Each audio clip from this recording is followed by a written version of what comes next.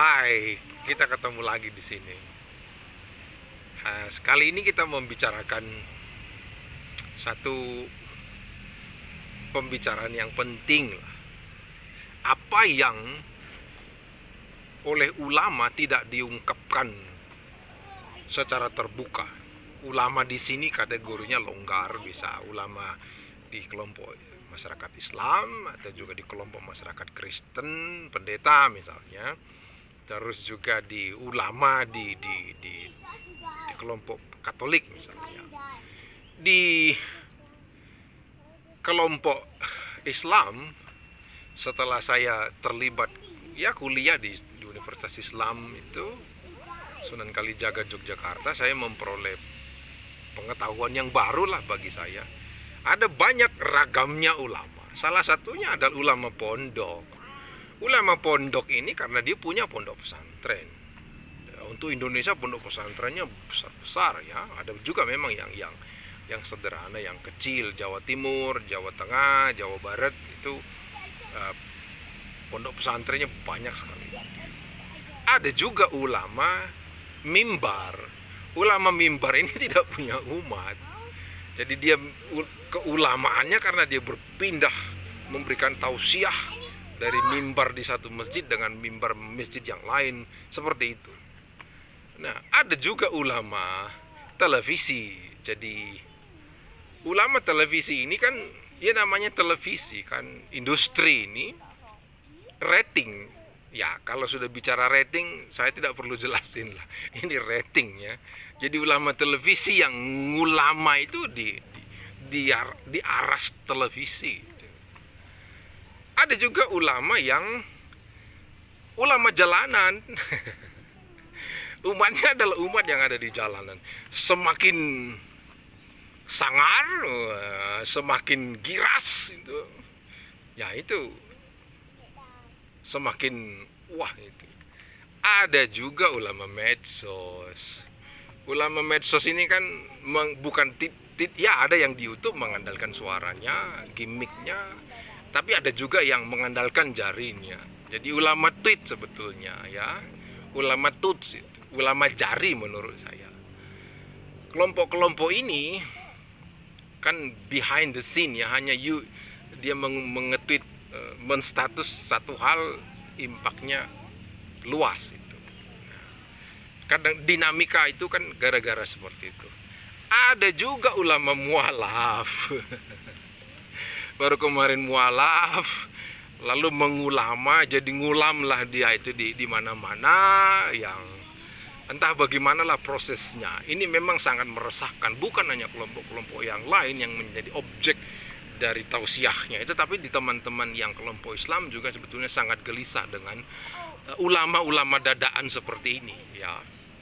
Itu di kelompok Islam. Kalau Katolik jelas, karena Katolik sistem episkopal dari Vatikan, ada yang ke Afrika, ada yang Amerika, Eropa, Asia, Australia, itu sistem remunerasinya dan segala macamnya, ordonansinya jelas. Walaupun banyak juga yang ulama sederhana yang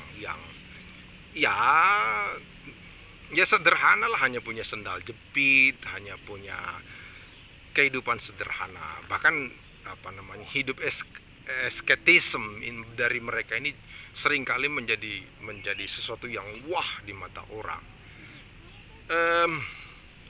Bagaimana dengan kelompok Kristen? Ada yang kelompok Kristen pendeta misalnya dibagi tiga saja secara cepat ya, di Protestan, di Injili, atau ada yang menyebut dengan evangelism, ada yang menyebutnya dengan Pantekosta atau Pentakosta itu.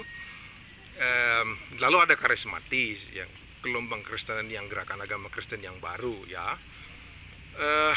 Tiga-tiganya pun sumber finansialnya tidak sama. Di Protestan misalnya yang ada sistem remunerasi yang jelas, jadi rekeningnya setiap bulan ada isinya, meskipun isinya ya tidak banyak-banyak banget lah, ya cukup untuk hidup itu ya. Ada yang punya mobil, ada yang punya motor, ada yang punya simpanan lah secara finansial. Tetapi di Sumatera, dari mana saya berasal, ada juga yang hanya punya kereta di sana motor ya. Ada juga yang jalan kaki. Ada pendeta Kristen di Sumatera, ada yang jalan kaki, tetapi ada juga yang naik pesawat, ada seperti itu. Jadi kelompok-kelompok seperti, tetapi kan memang sistem penggajiannya jelas. Di kelompok-kelompok yang saya sebut tadi, Injili, yang Pentakosta misalnya ini, ada yang memang tidak punya gaji. Pada umumnya dia tidak punya sistem penggajian. Hidupnya adalah di tangan Tuhan, itu ya, mengandalkan iman, mengandalkan ya berkat dari Tuhan. Hidup adalah karena panggilan dan pemberian dari orang. Semakin banyak dipanggil khotbah di gereja, ya itulah sumber penghidupannya. Semakin banyak jemaatnya, semakin banyak sumber finansialnya. Makanya kan kegiatan mencari umat itu kadang relatif banyak kaitannya dengan hal-hal seperti itu. Maka ajaran-ajarannya adalah ajaran memberi kepada Tuhan. Jadi dalam praksisnya memberi kepada Tuhan itu prakteknya memberi lewat gereja yang dikelola oleh ya siapa orang di dalam gereja itu. Nah itu orang-orang seperti ini mengandalkan Tuhan, dan banyak yang bisa di luar biasa. Ada yang sampai anaknya kuliah di London, misalnya di Amerika, di kampus-kampus terkenal karena berkat Tuhan. Ya itu hal-hal yang bisa dikritisi, bisa juga ya itulah realitanya ya. Nah kelompok-kelompok yang karismatis tadi, karena pada umumnya tidak semua memang adalah berlatar belakang usahawan, maka sistem gereja pun manajemen perusahaan ya, pengelolaannya dan segala macamnya itu mereka nanti bisa membolehkan para hamba Tuhannya, pendetanya boleh bekerja, punya toko emas, punya bisnis ini dan segala macamnya. Mereka sebetulnya prinsipnya mau mengatakan dari gereja ini bahwa mengajarkan apa yang dilakukan. Jadi bagaimana kita mengajar jemaat untuk berbisnis yang sukses sementara kita tidak punya, kan itu the idea behind the practice seperti itu. Nah yang kelompok-kelompok Injil tadi kan mengajarkan apa yang dia tahu, apa yang dia lihat itu. Walaupun kelompok-kelompok ini nanti berbeda juga. Misalnya kelompok-kelompok Injili yang di daerah Sumatera, di daerah Kalimantan, Papua misalnya, kelompok-kelompok ini boleh bekerja. Seperti gereja-gereja tertentu, misalnya gereja kami, gereja GPD itu pendeta di Sumatera, walaupun tidak semua, ada yang jadi juragan jeruk itu, juragan kol itu. Ya karena mereka harus bekerja gitu, karena umat juga bekerja. Yang di Kalimantan misalnya jadi juragan tambang, peternak, babi hutan dan yang lain, rotan dan yang lain-lain. Di Papua juga seperti itu. Jadi, tetapi di Jawa berbeda juga. Seolah-olah Tuhan melarang ini bekerja. Roh membisikkan itu tidak boleh bekerja. Karena kalau sudah bekerja, Tuhan seolah-olah sudah tidak kuat lagi untuk membiayai mereka. Nah itu kan image dari jemaat. Sehingga karena fenomena ini di mahasiswa di kelas saya, seringkali saya bilang Roh Kudus di kelompok-kelompok ini berbeda dengan Roh Kudus yang ada di Jawa dengan yang ada di Sumatera. Karena tadi itu, di sini kalau pendetanya bekerja, ya stigmanya jelek. Maka dia akan menghidupi kehidupan yang ngeri-ngeri sedap itu. Itu persoalan. Sempaknya pun orang yang memberikan itu. Ya itu karena memang Tuhan yang memanggil, ya Tuhan yang mencukupkan seperti itu. Nah, apa yang mau saya bilang dari sini? Kekisruhan baik dan buruk rupa agama ini korelatif dengan sumber finansial daripada ulama tadi. Memang di gereja-gereja tertentu itu pada umumnya pendeta tidak boleh berpolitik praktis. Tetapi ada juga gereja yang it's okay karena dia akan menjadi saksi, menjadi garam, menjadi gincu kalau pakai terminologinya Bui Hamka itu nanti. Menggincui, menggarami, mewarnai lah itu boleh itu. Di gereja lain tidak boleh.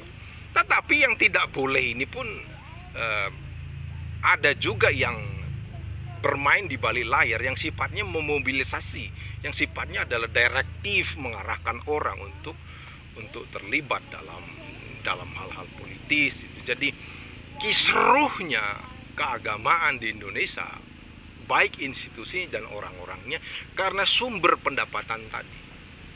Nah, Lalu bagaimana? Kalau begitu negara harus menopang finansial kelompok-kelompok ini dong. Ya boleh saja kalau negara memang punya uang dan punya willing yang baik untuk menolong mereka, kenapa tidak? Ya karena memang kelompok-kelompok ulama juga kan yang mendorong, yang mendidik, mengedukasi umatnya untuk menjadi warga negara yang baik. Kenapa tidak? Tapi di satu sisi kita juga kan mau mengatakan bahwa mereka yang terpanggil menjadi ulama, menjadi hamba Tuhan, menjadi pendeta tuh siapa? Karena siapa? Ya karena Tuhan kan. Umumnya kayak begitu itu. Ya otomatis kalau begitu hidupnya ya difasilitasi dari yang memanggil. Tuhan yang memanggil, yang Tuhan juga yang mencukupi. Seperti itu. Tapi bukan berarti lalu jemaat oke, kayak gitu aja lah. Puji Tuhan, selamat jalan Pak Pendeta. No. Kita perlu membicarakan ini secara terbuka. Nah, saya mau mengatakan bahwa memang hidup ini adalah pemberian. Seperti baju ini nih. Ini baju yang diberikan oleh ibu saya dari Jogja itu. Maka saya pakai terus ini, bahwa ini mengingatkan saya saja bahwa hidup itu memang, Terawan bilang kesempatan, saya bilang pemberian. Ribuan amplop sudah kita dapatkan karena pemberian dari orang lain. Harusnya kalau begitu itu para ulama itu memberikan tausiah yang bukan hanya untuk kelompok. Ulamalah bagi Indonesia, ulamalah bagi masyarakat siapapun dia. Ya. Jadi memberikan ujaran-ujaran yang mendidik umat. Semoga hari Anda menyenangkan karena Tuhan Yesus memberkati.